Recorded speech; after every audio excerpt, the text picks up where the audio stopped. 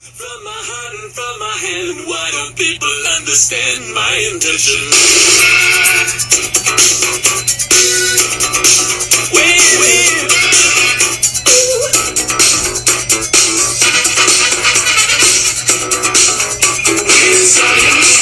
This is Mr. B up at the Learning Lab with another edition of Weird Science Wednesdays.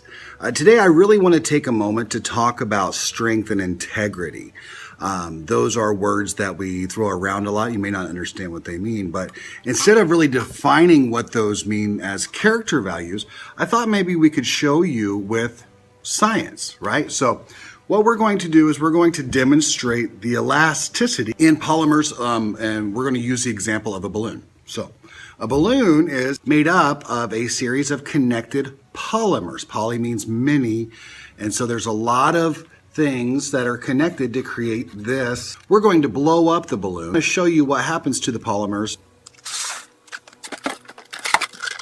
If you look at the polymers, you'll notice in the balloon that you can see where the strongest and where the weakest are. You see the little dot in the balloon, the darkest spot. That's the strongest part of the balloon, the strongest polymer. Now on the sides, you can notice that there's really clear spots. Well, those are the weakest, of course. And then here at the bottom is another strong part of the polymers. Those polymers are connected really, really, really tightly, really well. Before we go any further, I really need to put on my safety glasses. Safety first in the lab. And for this next part, you'll understand why.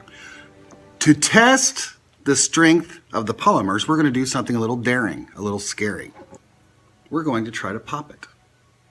The supplies for this experiment are really simple. Just grab a handful of balloons and a wooden skewer, a really sharp pointed skewer, the kind that you make shish kebabs with. But I will have to warn you, if you do get frightened easily, you might also want to bring a change of underwear. These tend to pop until you really get the groove.